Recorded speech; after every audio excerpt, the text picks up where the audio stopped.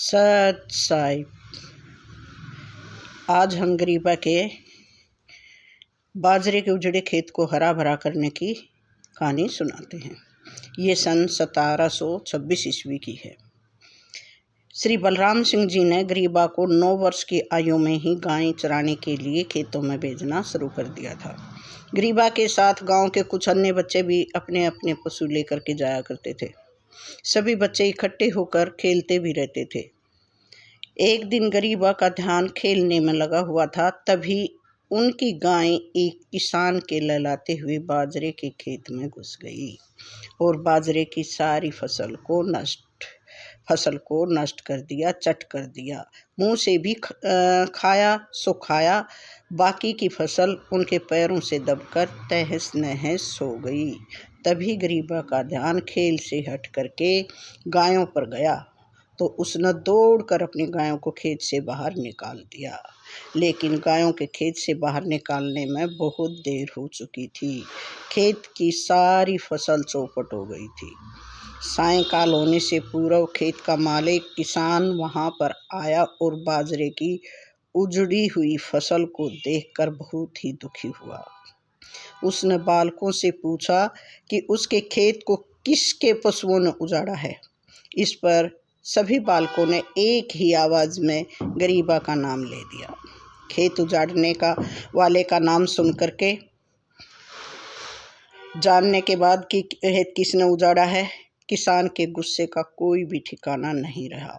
वह गरीबा की शिकायत उसके घर में जाकर करने की बजाय सीधे नवाब झज्जर के पास पहुंच गया और आंसू बहाकर रोकर सारी घटना कह सुनाई। किसान की फरियाद सुनकर नवाब झज्जर ने तहकीकात करने के लिए अपने कर्मचारियों को किसान के साथ भेज दिया। झज्जर से चलकर सभी अधिकारी छुड़ानी गांव के मुखिया के पास पहुंचे। मुखिया ने भी सारी बात सुनी। सारी बात सुनकर उसने बलराम सिंह को भी बुलवा लिया, सारी घटना उन्हें भी बताई। अतः श्री बलराम सिंह ने कहा कि पहले खेत का मुआयना किया जाए, फिर जो भी नुकसान हमारे पशुओं के द्वारा किया गया होगा मैं पूरा करने को तैयार हूँ। गरीबा के पिता ने कहा, ये अक्के भाई जितना नुकसान हुआ है मैं पूरा करूँगा। ये सुनकर सभी खेत की तरफ चल दिए। उधर ये बात सारे गांव में फैल चुकी थी कि गरीबा भी ये बात सुनकर बहुत चिंतित था। सारे गांव में ये बात फैल गई थी, गरीबा भी चिंतित था कि मेरे पिता का सिर मेरी वजह से नीचा ना हो जाए, अक्के मेरी वजह से नीचा होगा। अब तो गरीबा ने अपने लीला का विस्तार करते हुए वह बाजरे का सारा खेत हरा भरा कर दिया। जैसे ही मुखिया समेत कर्मचारी खेत के पास पहुंचे और किसान से पूछा, तुम्हारा खेत कौन सा है? खेत का मालिक तो अचंभित होकर अवाक रह गया। बताए भी तो क्या बताए, उजड़ा हुआ खेत तो उसने अपनी आंखों से देखा था, परंतु ये सारा खेत हरा भरा कैसे हो गया, ये रहस्य उसकी समझ से बाहर था।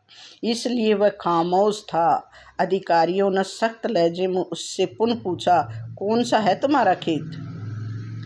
इस पर खेत का मालिक गिड़गिड़ा कर कहने लगा कि मैंने अपनी आंखों से मेरा खेत उजड़ा हुआ देखा था, परंतु इस बलराम के छोरे ने तो पता नहीं क्या लीला की है कि खेत फिर से हरा भरा हो गया। ये बात खेत के मालिक ने बोली। अब तो गांव के मुखिया जी व अधिकारियों ने शिकायतकर्ता को डांट फटकार लगाई और चेतावनी दी कि आगे से किसी का झूठा आरोप लगाया ना किसी बात का, तो कड़ी से कड़ी सजा दी जाएगी तेरे को। गरीबा भी छिप कर ये सारा नज़ारा देख रहा था। वह हंसता हुआ अन्य बच्चों के साथ घर वापिस आया। गरीबा हंसता हुआ अन्य बच्चों के साथ घर वापिस आया कि मेरे बाप का सिर नीचा नहीं हुआ।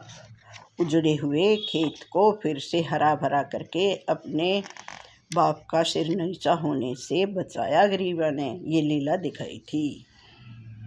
सत साई।